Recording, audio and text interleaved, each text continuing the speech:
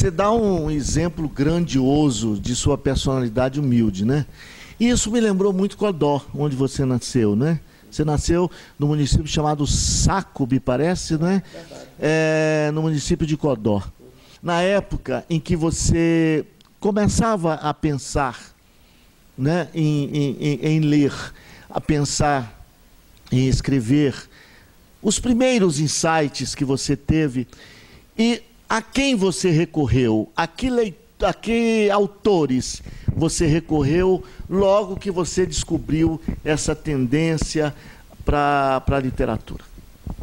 Olha, Mário, tu fala do meu povoado, onde eu nasci, e eu preciso te dizer o seguinte: eu nasci num povoado de 50 casas de palhas, de Babaçu. E até os 9 anos, 10 anos, eu era analfabeto. Então eu falava mal de quê, por quê, donde, como. Às vezes eu crio contos regionais e não preciso fazer pesquisa, porque eu vivi isso, né? Então, dessa época tem um lado feliz, que era aquele lado da gente viver em contato direto com a natureza, né? Não se preocupar nem com o dia da manhã. Agora tem aquele lado também cruel e impactante, né, na minha vida, que era de ver os meus coleguinhas, né, morrerem.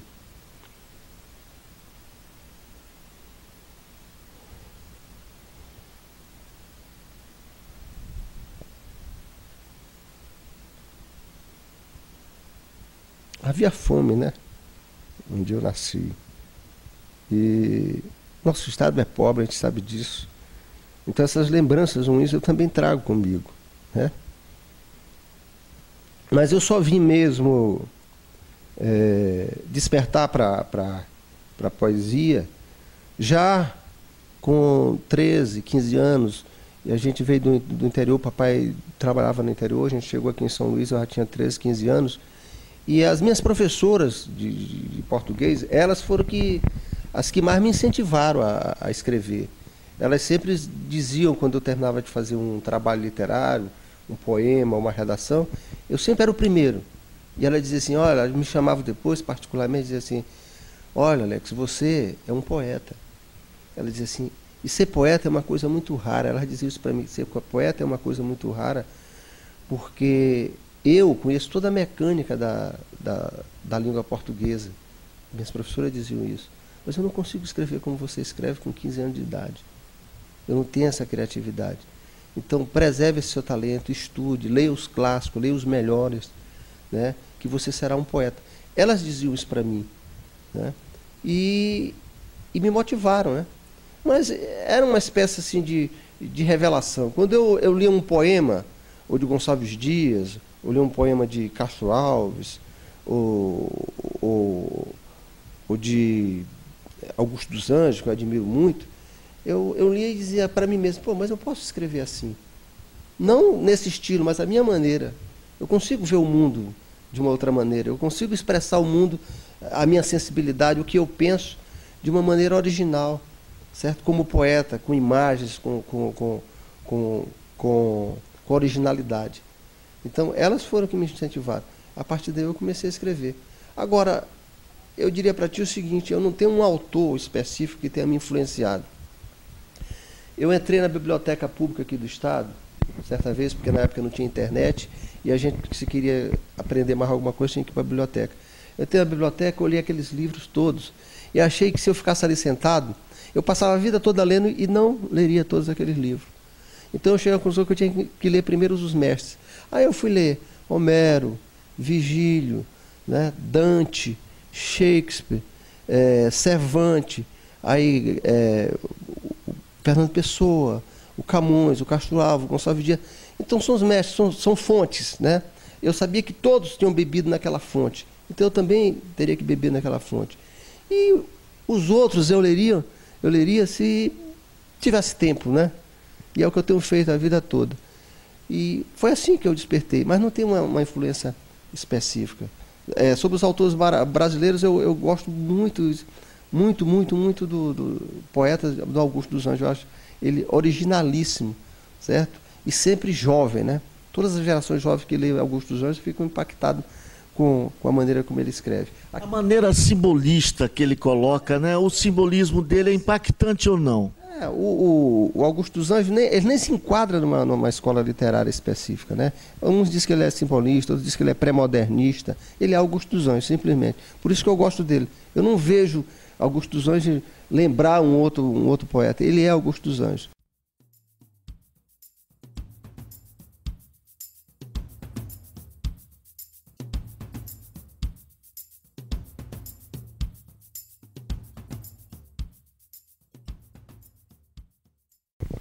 Olha, o poeta, eu sempre digo o seguinte, que o poeta ele é uma espécie também de profeta, né? Ele tem sempre um olhar crítico sobre a vida. O poeta nasce todo dia para a eterna novidade da vida, para a eterna novidade do mundo. Quando a gente produz um poema, a gente age como se fosse uma criança vendo uma imagem ou o mundo pela primeira vez, com aquele olhar de curiosidade e criatividade próprio de uma criança. Se você for escrever poemas com a tua visão de adulto, com todos os teus conceitos pré-estabelecidos, você não consegue criar. Você só consegue criar se tiver um coração de criança. E o poeta tem sempre esse coração de criança dentro dele. Ele é sempre a poesia é um ato inaugural. É algo que aparece pela primeira vez. Eu sempre digo que o primeiro poeta que comparou a mulher com uma flor, aliás, o primeiro homem que comparou a mulher com uma flor, ele era um poeta. Então, tudo que falamos, o que dizemos, o que sonhamos, o que deliramos sobre o mundo e sobre a vida, sobre o nosso futuro, um poeta já imaginou e já sentiu. A questão de ser poeta e traduzir isso em prosa e em verso, né? Existe uma certa dificuldade. Ou a pessoa faz a poesia em prosa, ou faz a prosa em poesia, mais ou menos isso. Mas você consegue distinguir uma coisa da outra, né? Existe técnica para isso? Eu acho que passa mais pela emoção, né? A prosa também ela é muito descritiva. Você descreve a prosa, tem uma narrativa também, né? Então você é mais, digamos assim, é mais concreto, é mais direto, é uma linguagem mais objetiva a prosa. Enquanto que a poesia ela é carregada de imagens, né? É carregada de símbolos, carregada de metáfora. Aliás, a metáfora ela sintetiza o que é a poesia, embora tenham poetas que escrevam, digamos assim, de maneira sintética, de maneira muito crua, né? Como é o João Cabral de Melo Neto. Mas, no geral, a poesia ela é carregada de símbolos. Não o simbolismo da escola, mas símbolos mesmo, que quando você escreve, você lê e vê naquilo que você lê diversos sentidos, vários sentidos, não tem um só sentido. Cada um sente a sua maneira. Tá? Isso é poesia. E a prosa não, a prosa ela é mais descritiva, é mais direta, é mais objetiva. Né? Você consegue distinguir claramente, não só quando produz poesia, quando produz prosa também. Mas tem um outro detalhe, não é? Tem um outro detalhe aqui que eu gostaria de mostrar aqui. Tem mais um detalhe escondido, né? Que você é uma tríade, na verdade, né?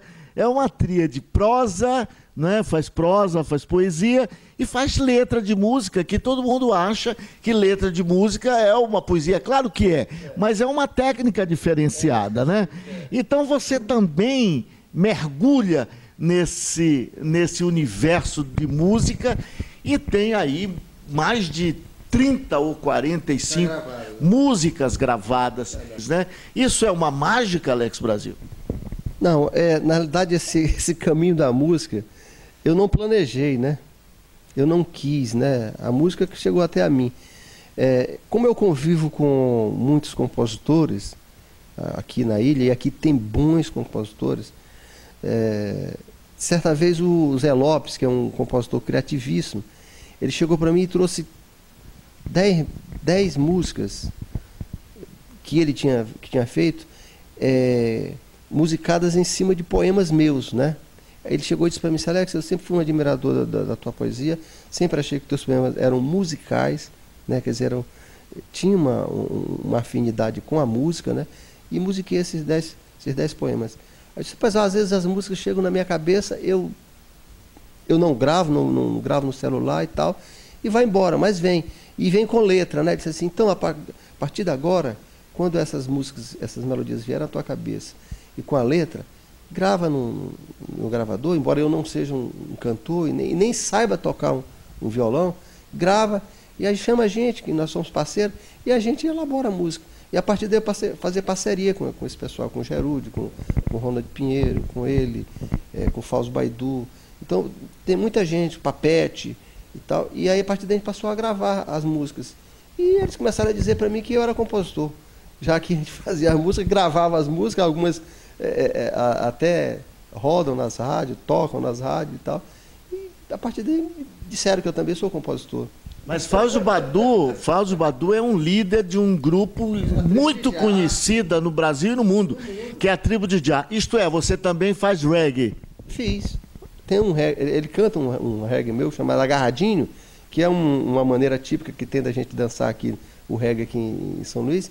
Ele canta esse reggae num CD dele que fez sucesso aqui, o reggae. Fausto Baidu. Agarradinho, agarradinho, vou regando nesse passo, passarinho no teu ninho, nesse reggae, nesse amasso. Oh, neguinha, chamego assim, conheço nenhum.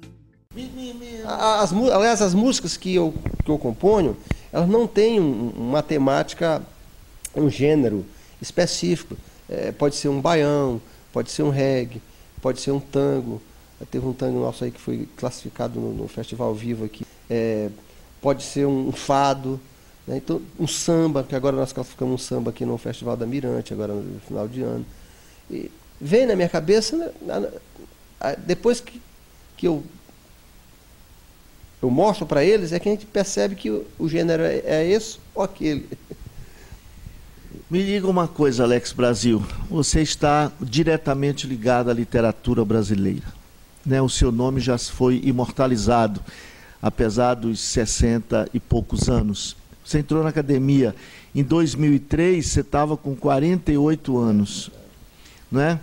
E eu digo a você uma coisa muito, muito séria. A Alex Brasil é hoje uma ferramenta de criação. O Alex Brasil hoje é uma instituição literária no Brasil. Alex Brasil hoje é um ponto de referência para quem está começando. Como você leu Homero, como você leu Machado de Assis, como você leu Gonçalves Dias, eu fui agora numa escola aqui em São Luís do Maranhão, levar doações, porque eu sou embaixador da paz, né, também. Professor, esses livros do Alex Brasil, ele falou, aqui é a referência nossa em literatura. Isso me emociona bastante. Eu acho que eu, você e outras pessoas tiveram um pouco de sorte também, por sermos reconhecidos pela sociedade e pelas instituições literárias. Como é que anda a literatura maranhense e a literatura brasileira nos dias atuais? Olha, antes eu quero falar o seguinte.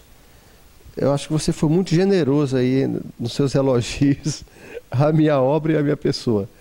A gente vai escrevendo no dia a dia, já falei, mas por uma condição, né? Não é uma opção. Eu escrevo mais por compulsão mesmo, né? Tenho que estar escrevendo. Às vezes acho difícil